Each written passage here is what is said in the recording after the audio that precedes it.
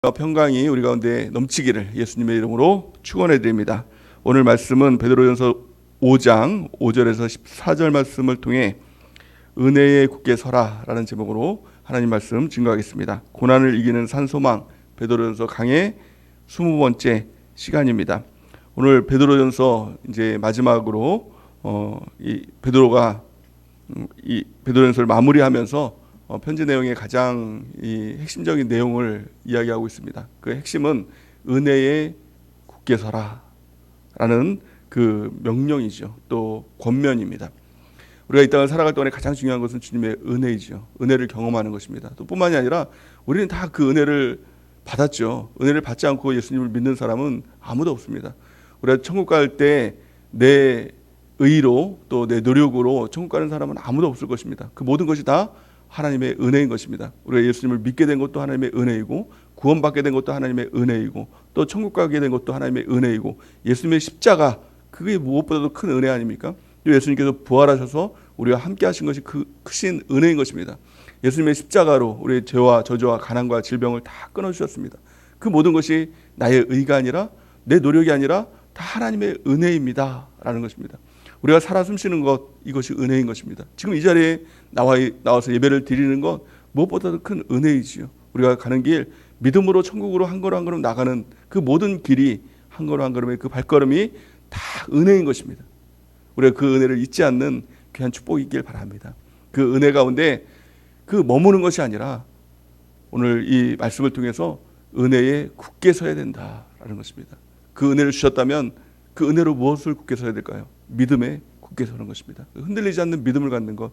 그 하나님께서 우리한테 은혜를 주셨다면 내가 은혜를 받았다면 은혜를 붙들고 이제는 믿음에서 흔들리지 않고 더 예수 그리스도의 장성한 분량까지 자라나서 마침내 천국 백성에 이르는 천국으로 이르는 우리가 모든 그리스도인이 되는 것입니다. 그러기에 나는 천국 백성이라는 정체성을 가지고 또 하나님께서 주시는 사명을 가지고 우리가 그 은혜 위에 굳게 서는 우리 모두가 되는 귀한 축복이 있기를 바랍니다. 그렇다면 어떻게 하나님께서 우리가 주신 그 은혜를 붙들고 또 우리가 그 은혜 위에 그 믿음에 굳게 서는 우리가 될 수 있을까요? 오늘 베드로 사도는 우리에게 세 가지를 말씀하고 있습니다. 그 방법에 대해서 말씀하고 있는데 이 말씀을 우리가 잘 듣고 또 평생 이 태도와 이 마음을 가지고 하나님께서 주신 은혜 가운데 그 믿음이 굳게 서는 귀한 축복이 우리 가운데 넘치기를 바랍니다.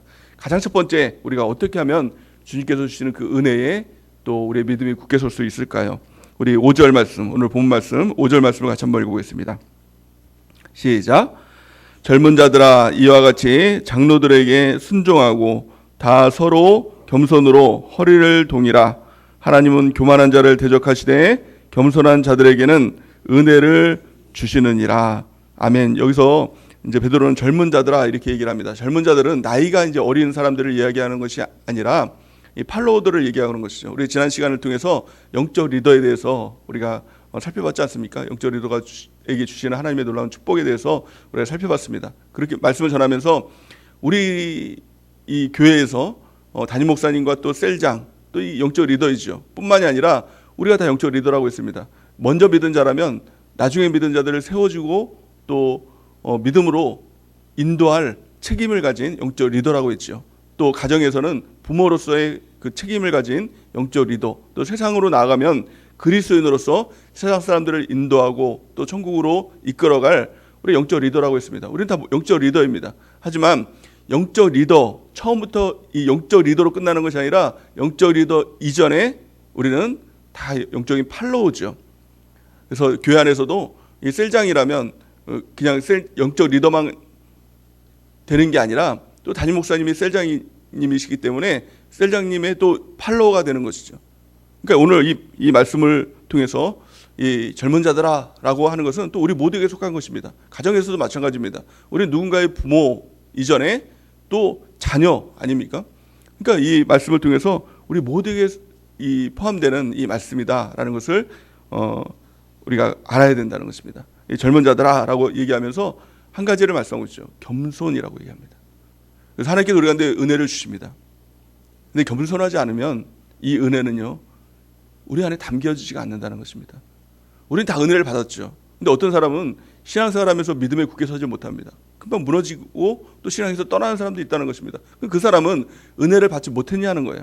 십자가의 은혜를 경험하고 또 부활의 은혜를 경험하고 또 예수님을 만나기도 하고 구원의 감격도 있고 또 천국 백성이라고 그렇게 자부심을 가지고 살다가 어느 한순간에 훅 무너지는 그 믿음이 순식간에 무너지는 것들을 보면서 그 믿음이 가짜였냐, 하나님께서 주신 은혜가 가짜였냐 라는 생각들을 갖고 나죠. 하지만 그것이 가짜가 아니라 한 가지가 부족했다는 것입니다. 그것이 뭐냐면 겸손이에요. 겸손하지 않으면 신앙생활하면서 이 교만한 마음이 들면 훅 무너지는 것입니다. 나머지 제약에 대해서는 하나님께서 기회를 주시죠. 그리고 다 깨닫게 하시고 또 불쌍히 여겨주기도 하고 책망도 하시고 그렇게 인도해 주십니다. 근데 겸손하면요, 성경에 보니까 겸손한 자는 패망의 선봉이라고 얘기했어요. 패망하는 이유가 뭡니까? 믿음이 무너지는 이유가 무엇입니까? 선봉, 첫 번째 되는 이유가 교만이다라는 겁니다. 그러니까 하나님의 은혜에 굳게 서기 위해서 가장 중요한 게 무엇입니까?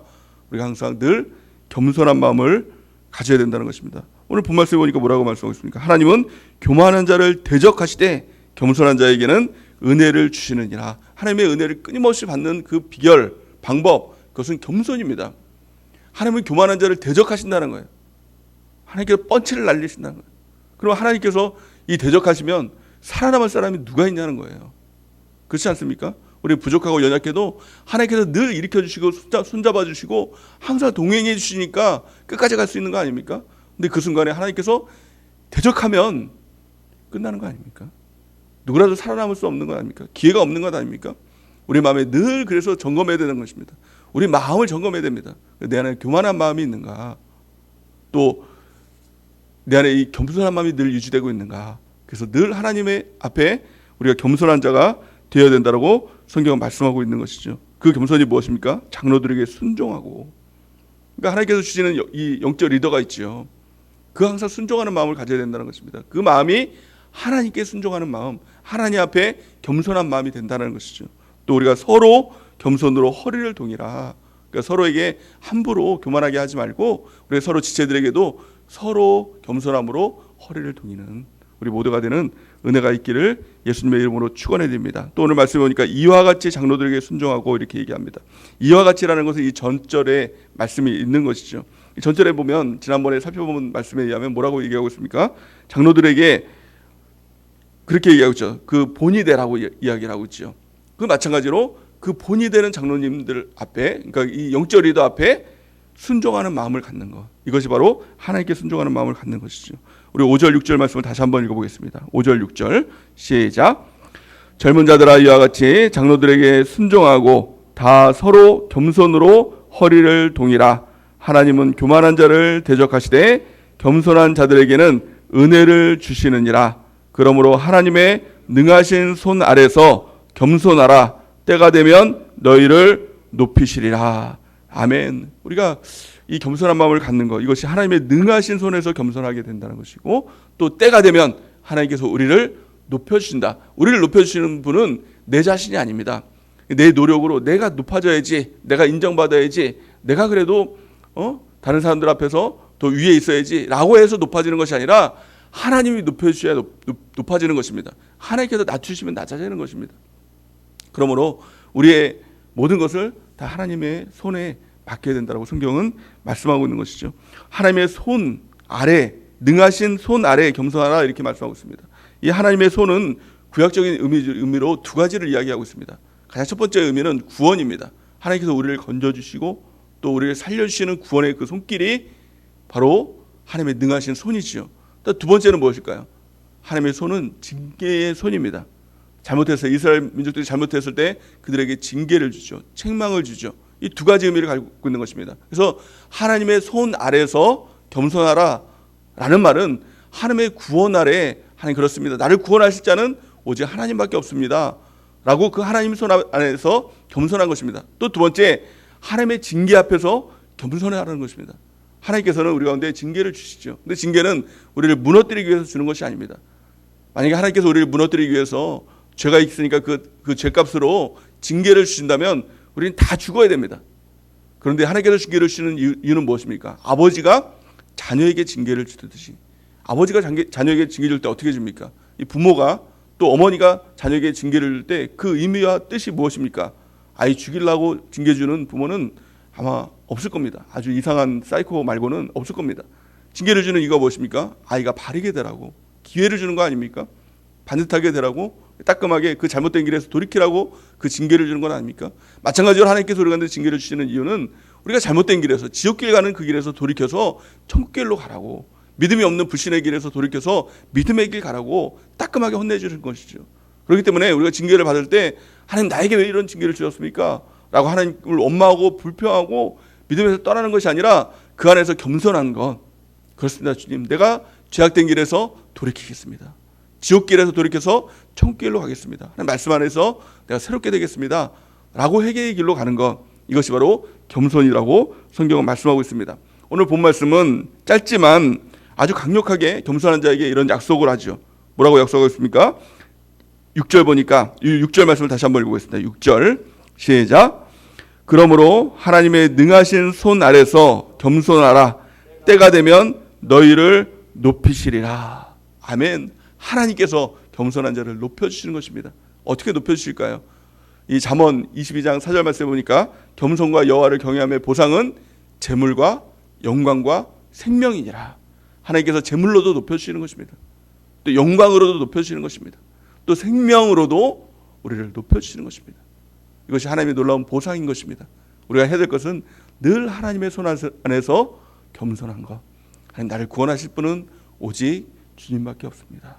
또 우리 주님께서 우리한테 책망하실 때, 때로는 영적 리더를 통해서 책망할 때, 하나님 그렇습니다, 내가 그런 죄인입니다 라고 하나님 앞에 엎드려서 회개하고 돌이켜서 또 주님의 길로 가는 것, 이것이 겸손인 것입니다.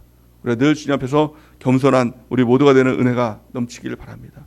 하나님의 은혜는 겸손한 자에게만 주십니다. 교만한 자를 대적하고 물리치시는 것입니다. 우리가 늘 이 예배 드릴 때도 하나님, 내가 겸손한 자가 되겠습니다. 우리가 큐티를 할 때도 하나님 앞에 고백할 것, 늘 하나님 앞에 겸손한 자가 되겠습니다. 기도할 때도 하나님, 내가 늘 하나님 앞에 겸손한 자가 되겠습니다. 이 고백 가운데 하나님, 우리가 겸손한 길을 가는 은혜가 있길 바랍니다. 이 사람이 은혜에 굳건하게 서는 사람, 겸손한 사람인 것입니다. 두 번째, 우리가 하나님의 은혜에 굳게 서기 위해서 필요한 것이 무엇일까요? 그것은 바로 염려. 우리의 염려를 주께 맡기라, 이렇게 말씀하고 있죠. 우리 7절 말씀을 같이 한번 읽어보겠습니다. 7절 시작. 너희 염려를 다 주께 맡기라. 이는 너희 염려를 돌보심이라. 그가 너를 돌보심이라, 이렇게 말씀하고 있죠. 왜 염려를 처리하는 것이 이렇게 중요할까요? 우리가 하나님께서 우리한테 은혜를 주시잖아요. 십자가의 은혜를 주시고, 또 부활의 은혜를 주시고, 구원의 은혜를 주시고, 천국의 은혜를 주시고, 또 예배의 은혜를 주시고, 또 우리가 살아가는 모든 가운데 오직 주의 은혜를 주시지 않습니까? 근데 주님의 은혜를 무력하게 하는 그 마귀의 수단이 있습니다. 그것이 바로 염려입니다. 염려가 깊이 들어오면 십자가의 은혜가 느껴지지 않습니다. 염려가 깊이 들어오면 하나님 부활하셔서 우리 주님께서 우리가 함께 계시는데 주님이 보이지 않는 겁니다. 주님이 느껴지지 않는 것입니다. 그리고 나서 원망하고 불평하기 시작하죠. 하나님 어디 계시냐고 하나님께 따지기 시작하죠. 그 시작이 바로 염려인 것입니다. 염려. 그래서 이 염려를 처리하지 않으면 이 은혜는 그냥 물거품처럼 사라지게 된다는 것입니다. 그래서 오늘 본 말씀 통해서 이 베드로는 너희 염려를 다 주께 맡기라. 이는 그가 너를 돌보심이라, 이렇게 말씀하고 있습니다. 우리가 근데 불안과 염려가 있습니까? 우리가 다 주께 맡기는 은혜가 있길 바랍니다. 예수님께서 이 땅에 오신 이유와 목적이 무엇입니까? 이 염려를 처리하기 위해서 오셨다라고 성경은 말씀하고 있죠. 마귀는 두려움을 줘서 염려를 주고, 또 걱정거리를 주고, 불안을 줘서 우리의 믿음을 다 뺏어갑니다. 도둑질하고 죽이고 멸망시키는 마귀의 가장 큰 이 수단, 이것이 바로 염려인 것입니다. 예수님께서 이 땅에 오셨습니다. 육신의 몸을 가지고 이 땅에 오셨습니다. 왜 오셨습니까? 성경 분명히 말씀하고 있죠. 히브리서 2장 14절에서 15절 우리 같이 한번 읽어보겠습니다. 시작. 자녀들은 혈과 육에 속하였음에 그도 또한 같은 모양으로 혈과 육을 함께 지니심은 죽음을 통하여 죽음의 세력을 잡은 자 곧 마귀를 멸하시며 또 죽기를 무서워함으로 한평생 매어 종노릇하는 모든 자들을 놓아주려 하심이니. 아멘. 마귀가 가지고 있는 권세가 있습니다. 이 권세와 능력이 뭘까요? 죽음이에요. 그래서 너 그러면 죽일 거야, 너 그러면 죽어. 이 죽음을 통해서 두려움을 주고 염려를 주고 불안을 줍니다. 그래서 세상 사람들이 한평생 이 마귀에 끌려다니죠. 종노릇하죠. 왜요? 죽을까봐, 망할까봐. 그래서 15절 말씀이니까 또 죽기를 무서함으로 한평생 매어 종노릇하는 자들. 이게 모든 세상 사람들, 예수님을 모르는 세상 사람들 아닙니까? 예수님께서 이 땅에 오셨어요. 왜 오셨다고요? 15절 보니까 또 죽기를 무서함으로 한평생 매어 종노릇하는 모든 자들을 놓아주려 하심이니라. 아멘이십니까? 예수님께서 이 땅에 오셨습니다. 그 죽으셨죠. 죽음을 감당하시고 그 죽음을 이기고 부활하셨다는 것입니다. 그리고 나서 우리 가운데 말씀하는 것입니다. 죽음 이길 수 있어. 내가 죽음을 이겼어. 너도 이길 수 있어. 이렇게 말씀하는 것이죠. 승리가 무엇입니까? 죽음을 이기는 게 승리입니다. 패배가 무엇이죠? 죽음에 지는 게 패배죠. 그래서 우리는 이 땅에 살아가면서 이기는 자로 살아야 된다. 승리자로 살아야 된다. 죽음조차도 이기신 그 주님이 우리와 함께 하시니 우리도 이길 수 있는 것입니다. 그래서 우리 가운데 염려가 있으면 어떻게 됩니까? 주님 앞에 맡겨야 되는 것이죠. 죽음을 이기시고 염려와 불안을 다 담당하시는 그 주님께 맡겨야 된다는 것입니다. 그 맡긴다는 것이 무엇일까요? 구체적인 행위가 무엇일까요? 그것이 바로 기도다라고 성경은 말씀하고 있는 것입니다. 마태복음 6장 31절에서 32절 우리 같이 한번 읽어보겠습니다. 시작. 그러므로 염려하여 이르기를 무엇을 먹을까, 무엇을 마실까, 무엇을 입을까 하지 말라. 이는 다 이방인들이 구하는 것이라. 너희 하늘아버지께서 이 모든 것이 너희에게 있어야 할 줄을 아시느니라. 아멘. 오늘 말씀을 보니까 이 이방인들이 구하는 것, 이방인들의 가장 큰 특징이 염려, 무엇을 먹을까, 무엇을 마실까, 무엇을 입을까, 바로 이 염려라는 것입니다. 이방인의 가장 트레이드 마크가 바로 염려예요. 예수님 믿으면서도, 믿는다고 하면서도 염려가 있다면 이 사람은 그리스도인이 아니라 이방인이다 라는 것입니다. 그래서 예수님께서 말씀하셨죠. 너희 하늘아버지께서 이 모든 것이 너에게 있어야 할 줄을 아시느니라 이렇게 말씀하고 있습니다. 우리가 말씀을 들어도 그 말씀이 결실을 맺지 못하는 가장 큰 이유가 뭘까요? 그것은 바로 염려가 우리 가운데 있기 때문이다라고 말씀하고 있죠. 마태복음 13장 22절 우리 같이 한번 읽어보겠습니다. 시작. 가시떨기에 뿌려졌다는 것은 말씀을 들으나 세상의 염려와 재물의 유혹에 말씀이 막혀 결실하지 못하는 자요. 아멘. 이 가시떨기가 이거 무엇입니까? 이것이 바로 염려죠. 그래서 말씀이 뿌려지고 자라나는 것을 자꾸 막습니다. 억누릅니다. 그래서 말씀의 결실을 맺지 못하도록 만드는 것이 염려입니다. 반드시 염려의 문제를 해결해야 되는 것이죠. 무엇을 통해서요? 주님 앞에 맡기는 것을 통해서. 맡기는 것이 무엇이라고 했죠? 그것이 바로 기도. 성경은 이렇게 말씀하고 있습니다. 빌립보서 4장 6절에서 7절 우리 같이 한번 읽어보겠습니다. 시작. 아무것도 염려하지 말고 다만 모든 일에 기도와 간구로 너희 구할 것을 감사함으로 하나님께 아뢰라. 그리하면 모든 지각에 뛰어난 하나님의 평강이 그리스도 예수 안에서 너희 마음과 생각을 지키시리라. 아멘. 그리스도인은 둘 중에 하나를 선택해야 됩니다. 염려할 것인가 기도할 것인가 둘 중에 하나를 선택해야 된다는 것입니다. 염려하면 결국에 염려 가운데 묻혀서 결국에는 마귀에게 평생 끌려다니는 마귀의 종노를 하며 살아갈 수밖에 없는 세상 사람들과 똑같은 그런 인생을 살아가게 되는 것입니다. 하지만 기도하면 대반전의 역사가 나타나죠. 모든 지각에 뛰어난 하나님의 평강이 우리의 마음과 생각을 지키시는 것입니다. 그래서 결국에는 승리하는 것입니다. 죽음도 이기고 또 우리 가운데 오는 모든 고난과 또 문제도 이기는 주님의 백성으로 살아갈 수 있는 비결, 우리의 모든 염려를 다 주님 앞에 맡기는 것입니다. 한마디로 말하면 기도하는 것입니다.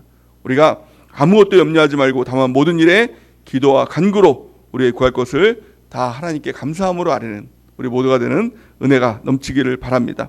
마지막 세 번째, 우리가 은혜에 굳게 서기 위해서 반드시 필요한 것이 무엇일까요? 성경은 이렇게 말씀하고 있습니다. 깨어 근신하라. 깨어 근신하라. 이렇게 말씀하고 있죠. 우리 8절 9절 우리 같이 한번 읽어보겠습니다. 8절 9절 시작.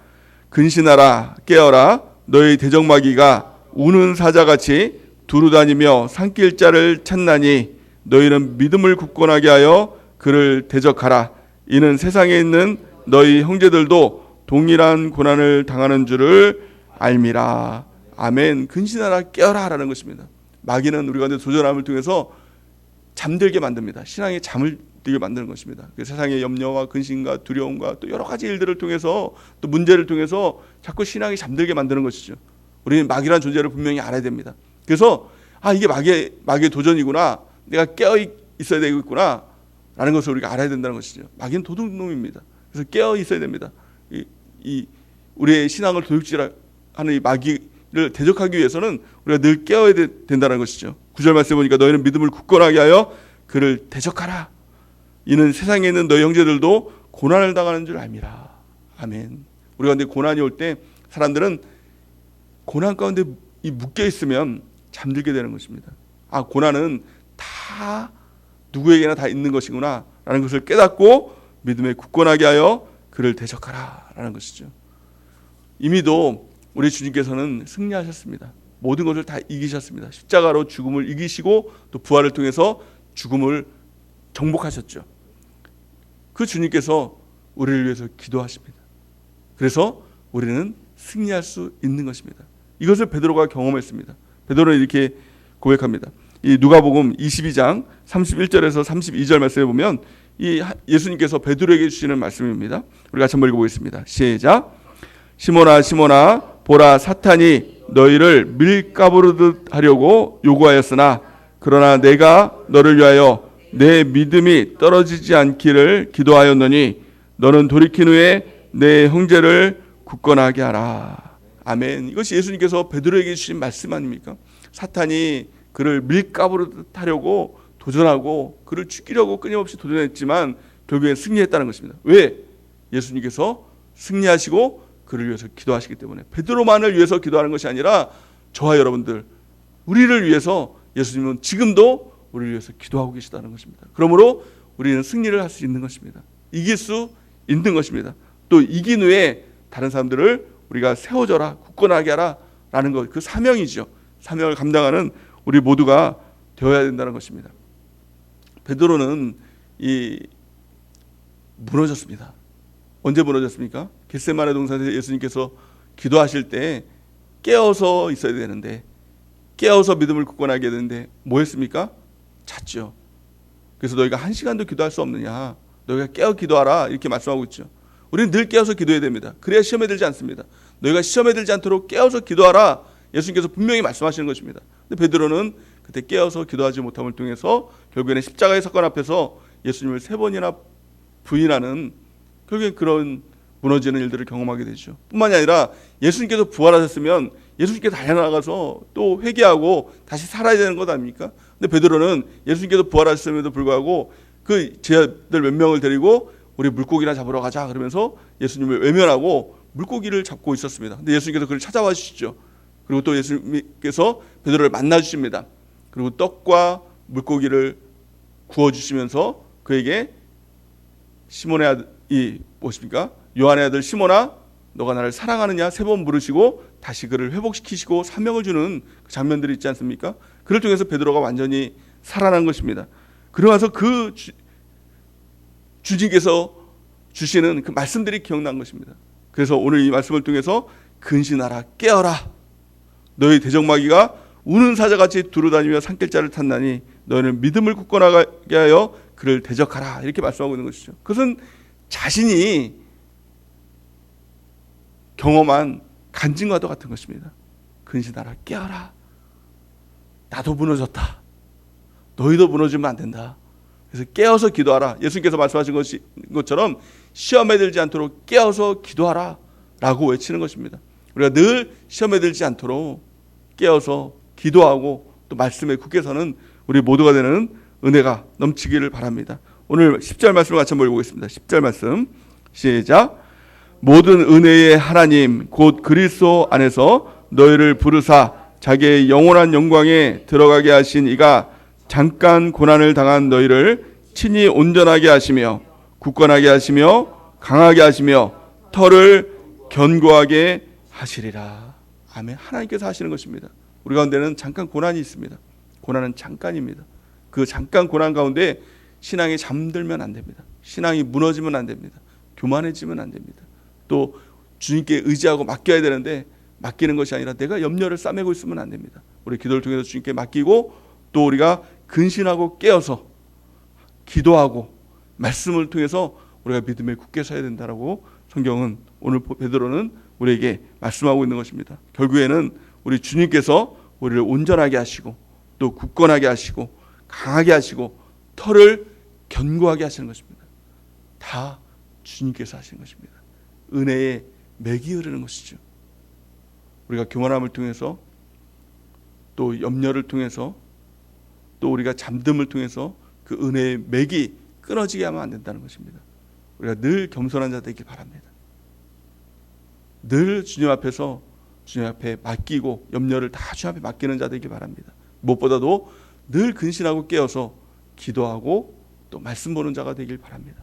그래서 늘 주님의 은혜 안에서 우리의 믿음이 굳건하게 해지는 그 믿음으로 승리하는 우리 모두가 되는 은혜가 넘치기를 예수님의 이름으로 간절히 축원해 드립니다. 이 시간 주님께 기도하는 시간 갖기를 원합니다.